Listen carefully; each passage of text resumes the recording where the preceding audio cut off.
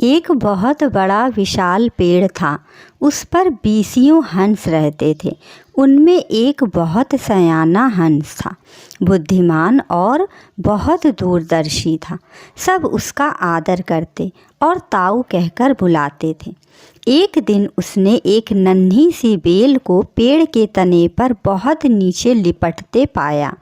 ताऊ ने दूसरे हंसों को बुलाकर कहा, देखो, इस बेल को नष्ट कर दो। एक दिन यह बेल हम सबको मौत के मुंह में ले जाएगी। एक युवा हंस हंसते हुए बोला, ताऊ, यह छोटी सी बेल हमें कैसे मौत के मुंह में ले जाएगी? सयाने हंस ने समझाया, आज यह तुम्हें छोटी सी लग रही है। धीरे धीरे यह पेड़ के सहारे तने को लपेटा मार कर ऊपर तक आएगी। फिर बेल का तना मोटा होने लगेगा और पेड़ से चिपक जाएगा। तब नीचे से ऊपर तक पेड़ पर चढ़ने के लिए सीढ़ी बन जाएगी। कोई भी शिकारी सीढ़ी के सहारे चढ़कर हम तक पहुंच जाएगा और हम मारे जाएंगे। दूसरे हंस को यकीन न आया, एक छोटी सी बेल कैसे सीढ़ी बनेगी? तीसरा हंस बोला, ताऊ, तुम तो एक छोटी सी बेल को खींचकर ज़्यादा ही लंबा कर रहे हो।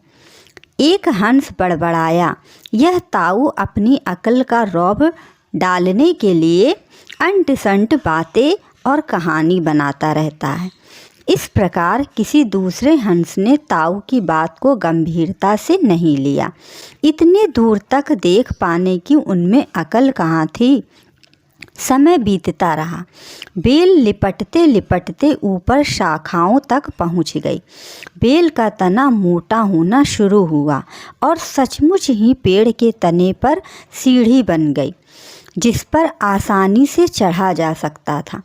सबको ताऊ की बात की सच्चाई सामने नजर आने लगी, पर अब कुछ नहीं किया जा सकता था, क्योंकि बेल इतनी मजबूत हो गई थी कि उसे नष्ट कर पाना हंसों के बस की बात नहीं थी। एक दिन जब हंस दाना चुगने बाहर गए, तब एक बहेलिया उधर आ निकला। पेड़ पर बनी सीढ़ी को देखते ही उसने पेड़ पर चढ़कर जाल बिछाया और चला गया। सांझ को सारे हंस लौट आए।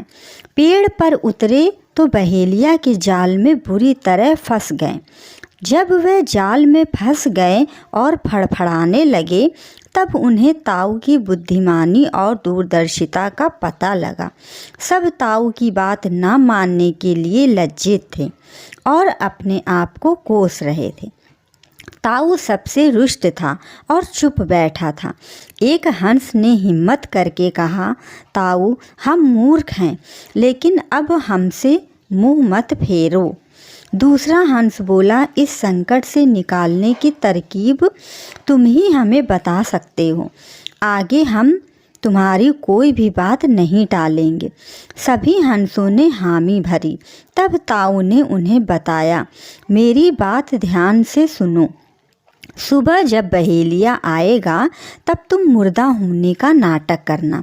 बहेलिया तुम्हें मुर्दा समझकर जाल से निकालकर जमीन पर रखता जाएगा। वहाँ भी मरे सामान पड़े रहना। जैसे ही वह अंतिम हंस को नीचे रखेगा, मैं सीटी बजाऊंगा। मेरी सीटी सुनते ही सब उड़ जाना। सुबह बहेलिया आया। हंसों ने वैसा ही किया जैसा ताऊ ने समझाया था। सचमुच बहेलिया हंसों को मुर्दा समझकर जमीन पर पटकता गया। सीटी की आवाज़ के साथ ही सारे हंस उड़ गए। बहेलिया अवाक होकर देखता रह गया। सीख बुद्धिमानों की सलाह गंभीरता से लेनी चाहिए।